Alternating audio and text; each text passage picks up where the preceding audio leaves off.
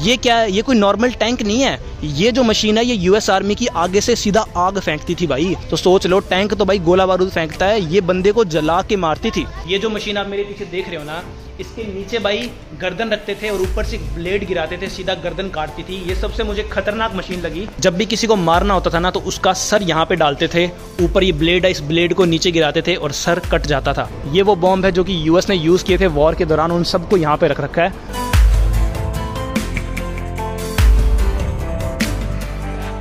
स्वागत करता हूं भाई आप सबका मैं एक और नई वीडियो के अंदर। तो आज के इस वीडियो की शुरुआत मैं कर रहा हूं हो ची मिन्ह सिटी से, और आज मैं आपको भाई दिखाने वाला हूं एक ऐसा war museum.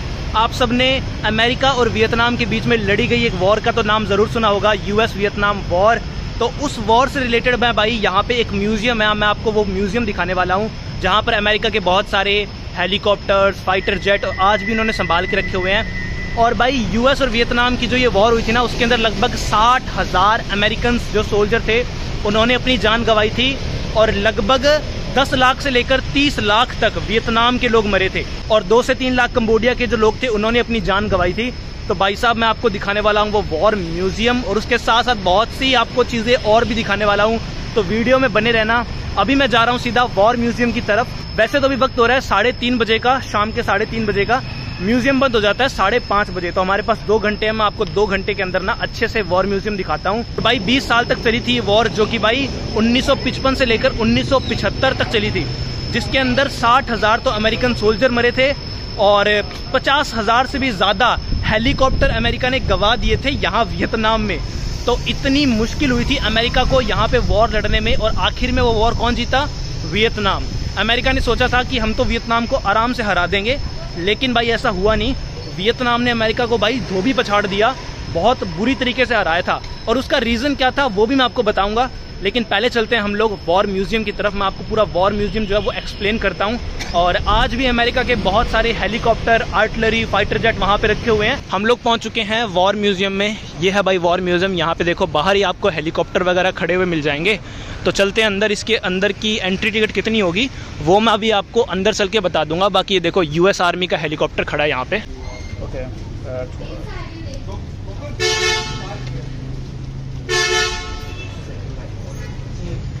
This is my ticket, right? Okay.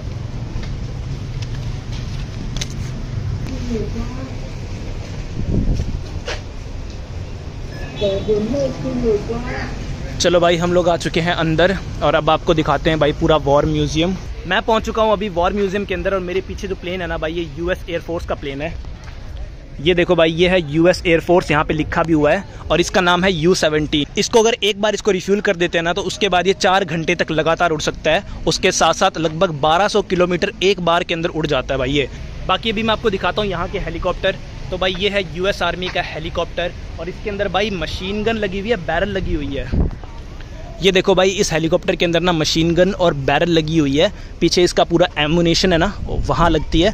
उसके साथ साथ भाई 2 बड़े बड़े रॉकेट लॉन्चर लगे हैं, एक इस तरफ है और एक इसके दूसरी तरफ है। ये जो हेलीकॉप्टर है एक बार के अंदर ना लगभग 350 से 400 किलोमीटर उड़ सकता है, और 2 घंटे तक लगातार उड़ान भरता है अगर इसको एक बार पूरा रिफ्यूल कर दिया जाए।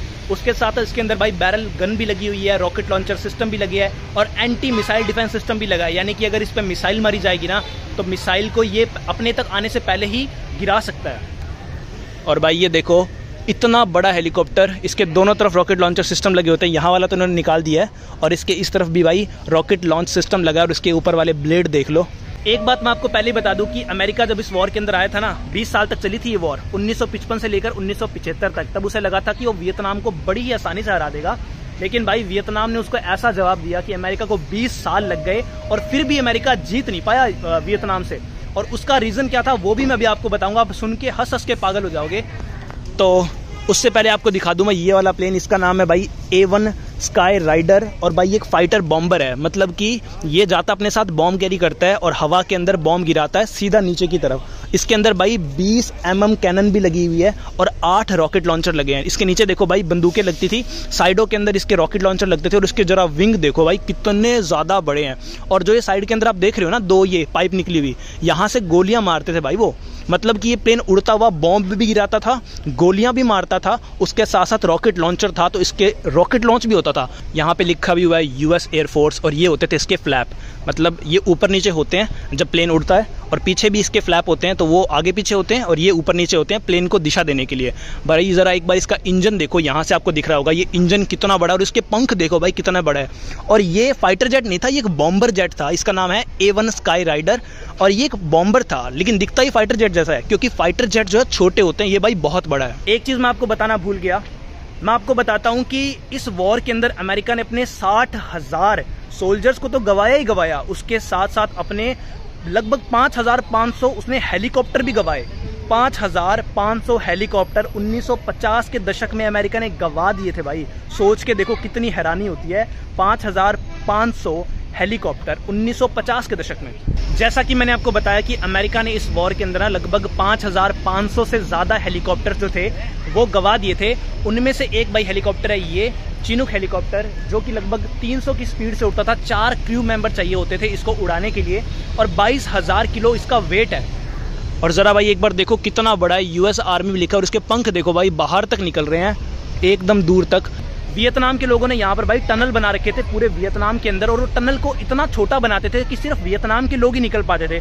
अब इनकी हाइट वैसे थोड़ी छोटी होती है और ये कद काठी में भी छोटे होते हैं, तो वियतनाम के लोग जो थे ना वही उस टनल से निकल पाते थे। अमेरिका और जो ये यूरोप के लोग हैं थोड़े हट्टे कट्टे होते हैं, ये उस टनल से निकल नहीं पाते थे। और उन्हीं में से एक फेमस टनल का नाम है चूची टनल, जो कि यहाँ से लगभग 20-30 किलोमीटर दूर है, और वो इतने छोटे हैं कि मैं भी शायद उसके अंदर ठीक से जा ना पाऊँ।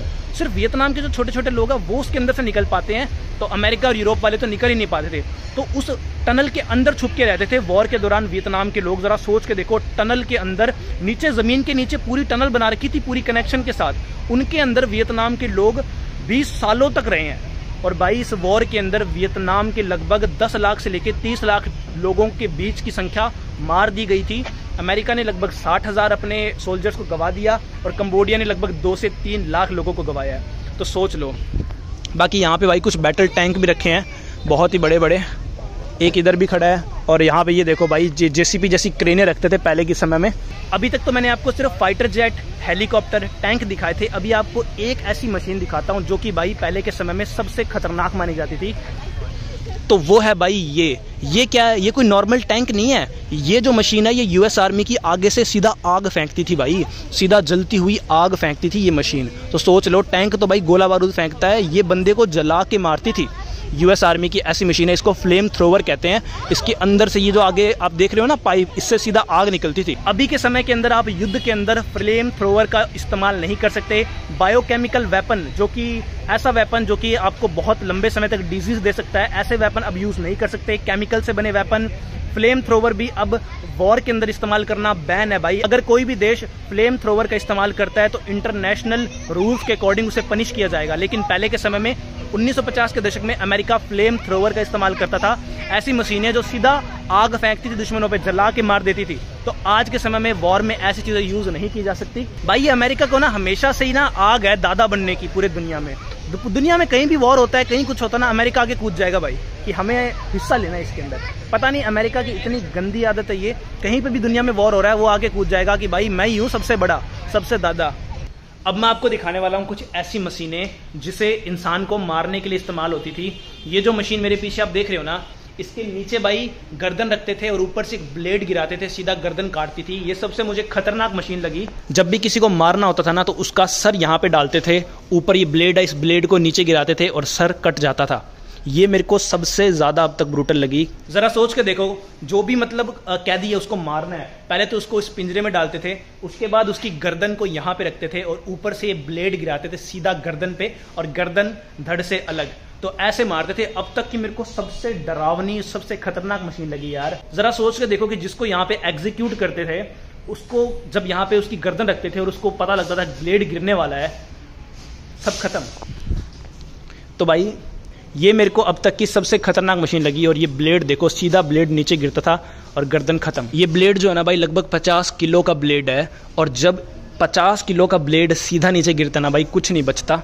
और यहाँ पे देखो भाई इन्होंने पहले की फोटो भी लगा रखी है कैसे यहाँ पे ब्लेड गिरता था और यहाँ पे बंदे को एग्जीक्यूट किया जाता था। इतना ज़्यादा इस वॉर के अंदर ना ब्रूटली क्राइम होते थे, मैं आपको बता भी नहीं सकता। अभी मेरे सामने ना इन्होंने पिंजरे बना रखे हैं इंसानों को रखने के लिए। ये कुछ ऐसे पिंजरे बना रखे हैं लोगों ने बड़े बड़े, उसके अंदर ऐसे लोगों को ही रखते थे जैसे फ़ोटो के अंदर दिखा रखे हैं ना, ताकि वो बंदा ना तो भाग सकता था ना कुछ कर सकता था, और मतलब जानवरों की तरह बंदों को रखते थे।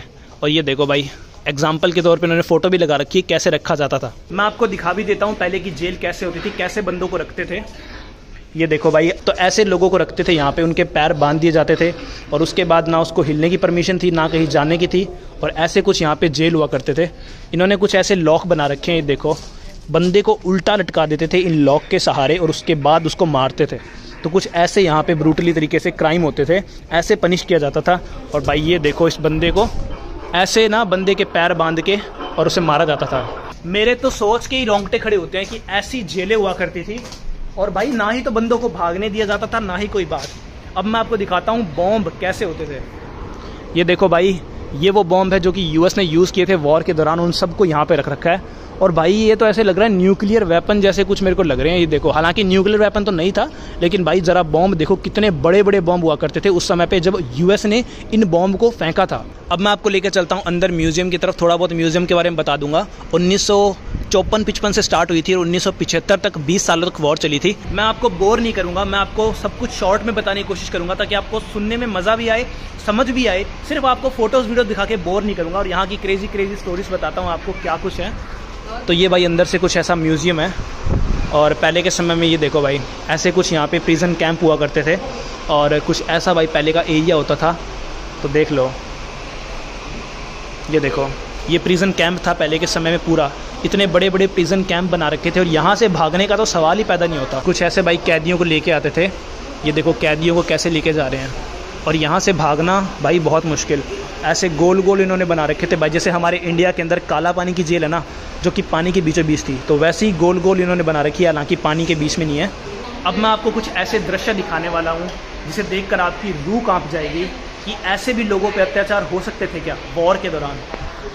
ये देखो भाई, लोगों के हाथ पैर काट दिए, इसकी आंखें फोड़ दी है, हाथ पैर काट दिया है, जला दिया है, पैर हाथ काट दिए हैं, इसको लटका दिया है, और भाई देखो ऐसे ऐसे कर दिया। इस बंदी की तो आंखें फोड़ दी है लोगों को। ये देखो भाई, आधा शरीर तो बंदे का काट के अलग कर दिया है।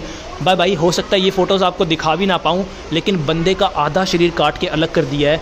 यहाँ पे लोगों को भाई जानवरों की तरह काट रहे हैं।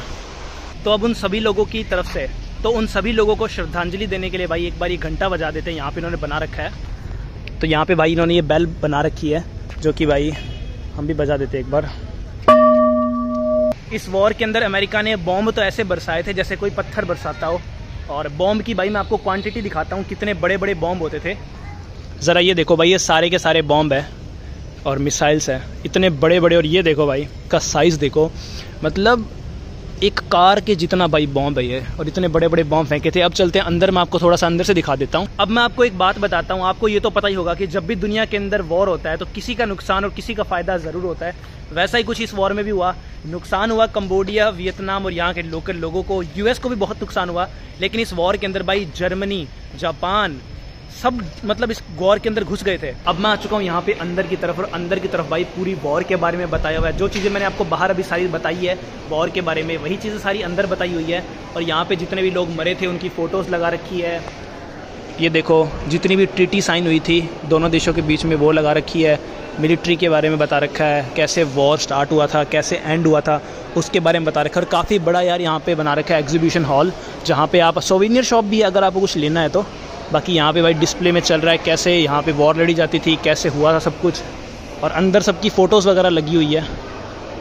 ये देखो, slave lives matter, stop war, world protest stop, तो ऐसे कुछ यहाँ पे लगे हुए हैं, बॉम्बिंग करते हुए दिखाया हुआ है सब कुछ। अब मैं आपको दिखाता हूँ वॉर क्राइम्स जो कि वॉर के समय में क्राइम होते थे।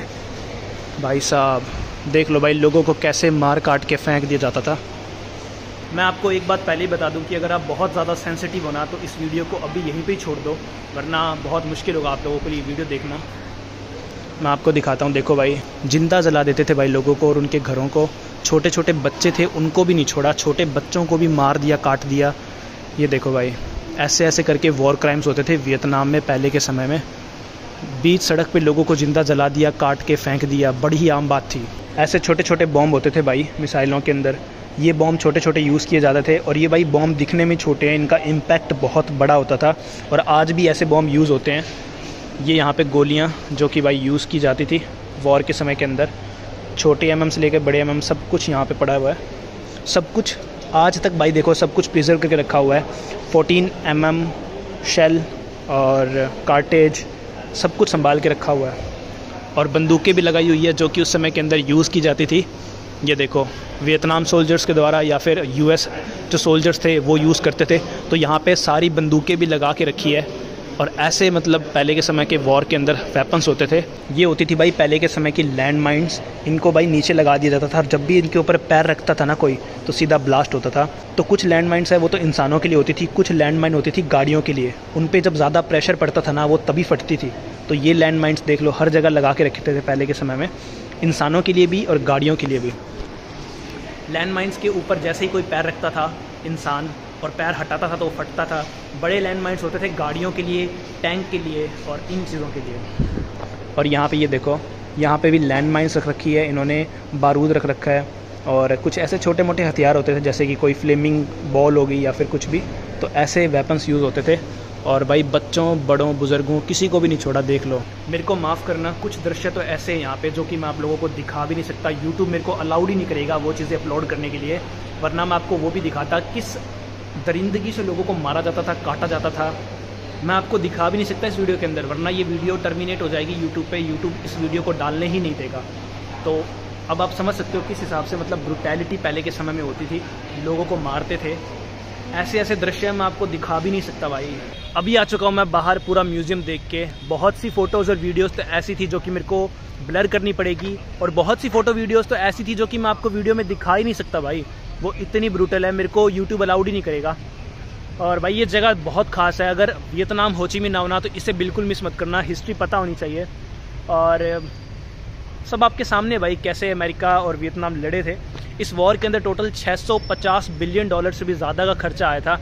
और कितने लोग मरे वो तो आपको पता ही है। वियतनाम की साइड 10 लाख से लेकर 30 लाख लोग मरे, कंबोडिया से 2-3 लाख लोग मरे और US जो आर्मी थी उसने 60,000 अपने जवानों को गंवाया था। बाकी यार वीडियो को लाइक कर देना और बताना भाई वीडियो कैसी लगी कमेंट सेक्शन के अंदर। बहुत मेहनत की इस वीडियो के लिए और मिलते हैं भाई अगली वीडियो के अंदर एक और अगले खास टॉपिक के साथ। Until then bye bye.